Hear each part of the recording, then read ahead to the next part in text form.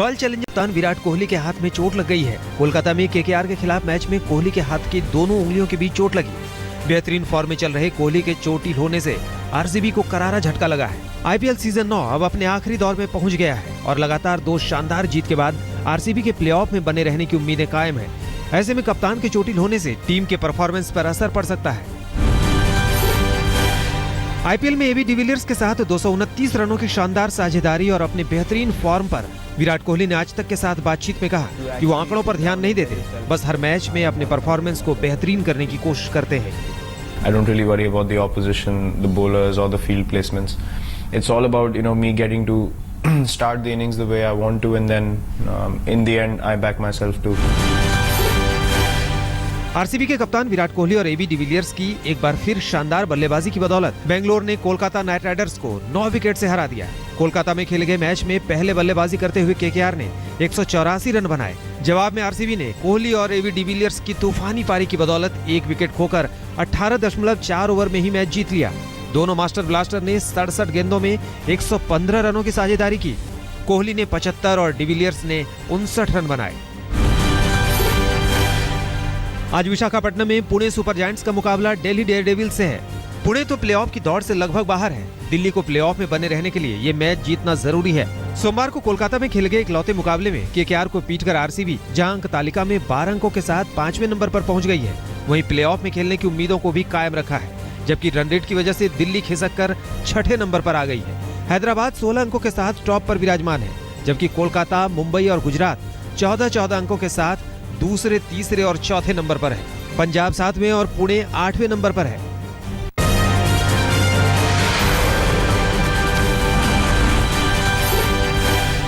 दिल्ली में बेखौफ बदमाशों ने सरेआम भीड़भाड़ वाले इलाके में एक नगर निगम के कर्मचारी को गोली मारकर हत्या कर दी।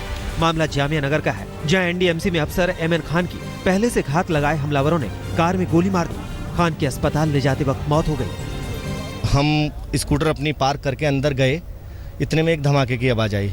जब वापस आते हैं लौट के देखा कि खान साहब गाड़ी में थे और उनके राइट हैंड साइड पे ब्लीडिंग हो रही थी।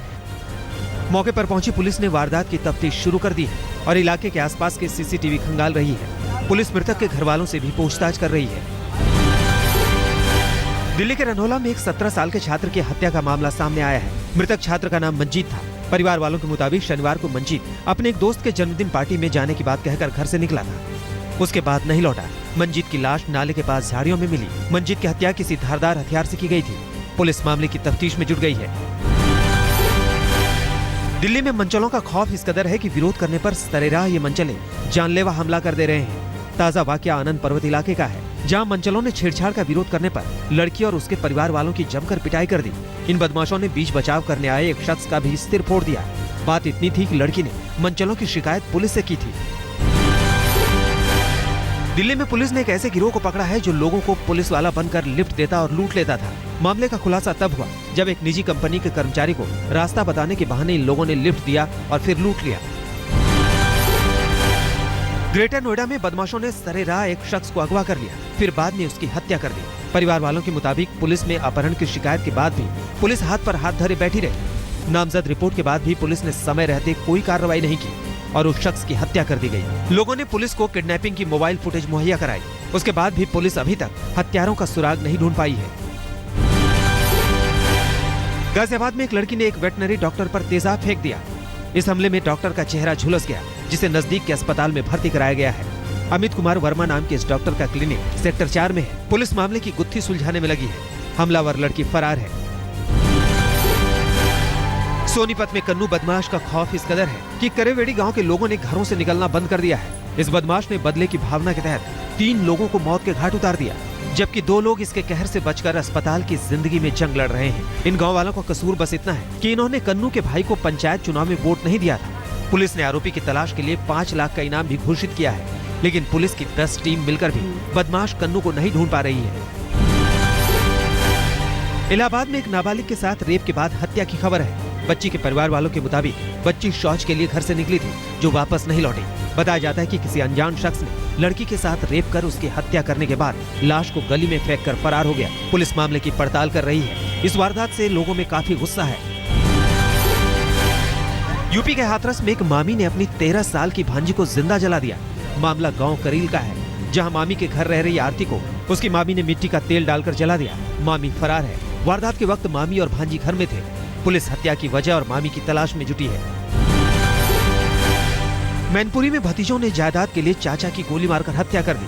घटना किचौरा गांव की है, जहां पेशे से मुंशी शिशुपाल सिंह यादव को उनके भतीजों अवधेश और बिंटू ने गोली मार दी। मामला जमीन बंटवारे पर हुआ विवाद बताया जा रहा है। पुलिस ने मामले में कार्रवाई शुरू कर दी है। जोधपुर में महिला चोर गिरोह एक कपड़े की दुकान से हजारों के कपड़े चुराकर चंपत हो गई। शादी के कपड़े खरीदने का झांसा देकर चोरों की टोली ने दुकान में जहां मौका मिला हाथ साफ कर दिया। 4 चोरों की इस मंडली ने 10 मिनट में करीब 35,000 के कपड़े पार कर दिए। अब पुलिस सीसीटीवी के जरिए इन्हें दबोचने की कोशिश कर रही है। तेलंगाना में पुलिस ने 2 अलग-अलग जगहों पर छापेमारी कर भारी मात्रा में टर्की की करेंसी लीरा बरामद की है, जिसकी भारतीय मुद्रा में कीमत करीब 660 करोड़ है। पुलिस ने इस मामले में 3 गैंग को पकड़ा है। भारत में लीरा प्रतिबंधित है।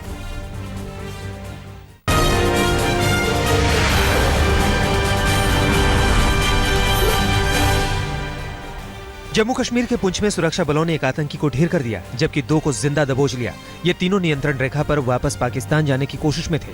मारे गए आतंकी की पहचान हिजबुल मुजाहिदीन के अबू बिलाल के तौर पर हुई है, जिसकी लंबे समय से सुरक्षा बलों को तलाश थी। धरे गए 2 आतंकियों से खुफिया एजेंसियां पूछताछ कर रही हैं। शनिवार की शाम को हुए 13 हत्याकांड मामले में सूरत पुलिस ने खुलासा किया है कि इस हत्याकांड को अंजाम देने के पीछे कोमल गोयानी नाम की महिला मास्टरमाइंड है, जिसने अपने पिता और भाई के साथ मिलकर इस 13 हत्याकांड को अंजाम दिया है। फिलहाल सूरत पुलिस ने इस केस में 4 लोगों को गिरफ्तार किया है। पुलिस 4 और आरोपियों की तलाश में है। सीवान पत्रकार हत्याकांड की सीबीआई जांच होगी। जंगल राज रिटर्न्स के आरोपों से घिरी बिहार सरकार ने पत्रकार राजदेव रंजन की हत्या की सीबीआई जांच की सिफारिश की है। मुख्यमंत्री नीतीश कुमार ने कहा कि मामले में कोई कोताही नहीं बरती जाएगी। सीवान में पत्रकार हत्याकांड के मामले को सीबीआई को सौंपने का निर्णय हम लोग ले रहे हैं और आज ही इस बारे में निर्णय लेकर हम लोग केंद्र सरकार को संसूचित करेंगे। ये मामला हम लोग सीबीआई को दे रहे हैं। इससे पहले मृतक के परिवार वालों ने सरकार से सीबीआई जांच की मांग की थी। पुलिस ने इस मामले में अभी तक 7 लोगों को हिरासत में लिया है। गया रोडरेज मामले में भी मुख्यमंत्री नीतीश कुमार ने कहा कि अगर जरूरी हुआ तो इस मामले की भी सीबीआई जांच की सिफारिश की जाएगी। नीतीश ने जानकारी दी कि पटना जोन के आईजी एनएच खान ने आदित्य सचदेवा के परिवार वालों से मुलाकात की है और इस मामले में चल रही जांच की समीक्षा की, जिस पर परिवार वालों ने संतोष जाहिर किया है। अगर उनको भरोसा नहीं है और वे चाहेंगे कि सीबीआई की इंक्वायरी हो तो हम लोग इस मामले को सीबीआई को सौंप देंगे। नीतीश ने साफ कर दिया कि बिहार में अपराध और अपराधी बर्दाश्त नहीं किए जाएंगे।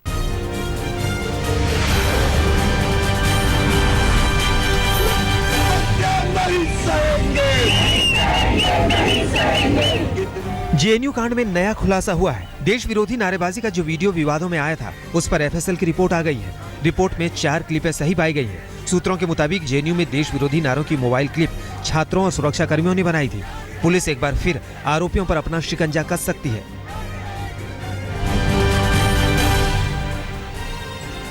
गुजरात की मुख्यमंत्री आनंदीबेन पटेल की जल्द छुट्टी हो सकती है। सूत्रों के मुताबिक दिल्ली में बीजेपी अध्यक्ष अमित शाह ने इस मसले पर नितिन पटेल से मुलाकात की है।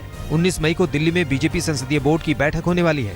ऐसी उम्मीद है कि बोर्ड की बैठक में गुजरात के मुख्यमंत्री पर चर्चा हो सकती है। पश्चिम बंगाल में ममता दीदी का जादू बरकरार है। इंडिया टुडे और एक्सिस माई इंडिया के एग्जिट पोल के मुताबिक दीदी बंगाल की सत्ता पर काबिज रहेंगी। एग्जिट पोल के नतीजों के मुताबिक टीएमसी को 294 में से 233 से 253 सीटें मिल सकती हैं। कांग्रेस और लेफ्ट पार्टियां मिलकर भी 38 से 51 सीटों के बीच ही सिमट कर रह जाएंगी। बीजेपी के खाते में 1 से 5 सीटें आ सकती हैं। असम में खिल सकता है कमल। बीजेपी एक और राज्य में सत्ता के करीब पहुंच गई है। इंडिया टुडे और एक्सिस माई इंडिया के एग्जिट पोल के मुताबिक बीजेपी गठबंधन को 79 से 93 सीटें मिल सकती हैं। कांग्रेस 26 से 33 सीट पर सिमट सकती है, जबकि पिछले विधानसभा में कांग्रेस को 78 सीटें मिली थी। एआईयूडीएफ को 6 से 10 सीटें मिल सकती हैं।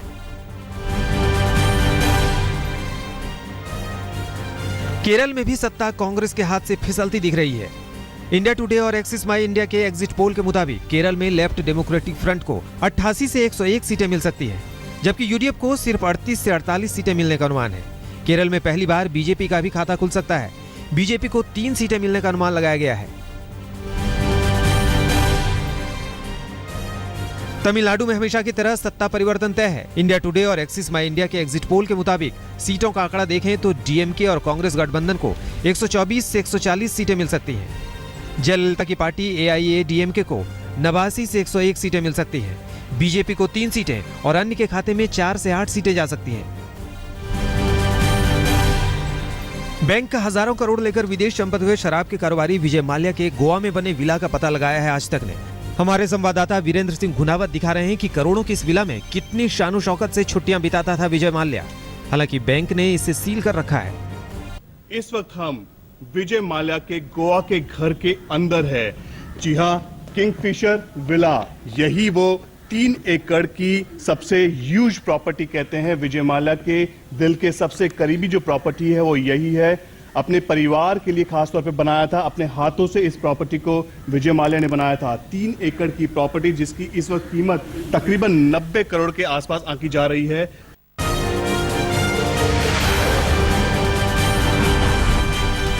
यूपी के मिर्जापुर में गंगा में नहा रहे 3 बच्चे डूब गए। 2 के शव बरामद कर लिए गए जबकि तीसरे की तलाश जारी है। बताया जा रहा है कि एक को बचाने में तीनों डूब गए। पुलिस गोताखोरों की मदद से तीसरे शव की तलाश में है।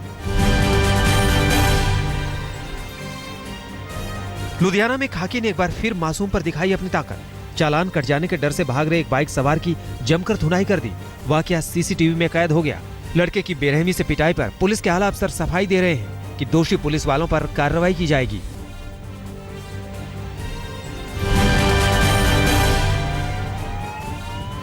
पंजाब के तरन तारण में गेहूं के गोदाम में आग लग गई। आग ने देखते देखते पूरे गोदाम को अपनी चपेट में ले लिया। आग इतनी भीषण थी कि 3 दमकल की गाड़ियों को बुझाने में घंटों मशक्कत करनी पड़ी। इस आग में लाखों की गेहूं स्वाहा हो गई। करीब 1000 बोरियां खाक हो गई। आग की वजहों की जांच की जा रही है। मथुरा के ट्रांसपोर्ट ऑफिस में आग लग गई जिसमें सरकारी फाइलें जलकर खाक हो गई। आग कैसे लगी इसकी जांच की जा रही है। आशंका है कि आग शॉर्ट सर्किट से लगी।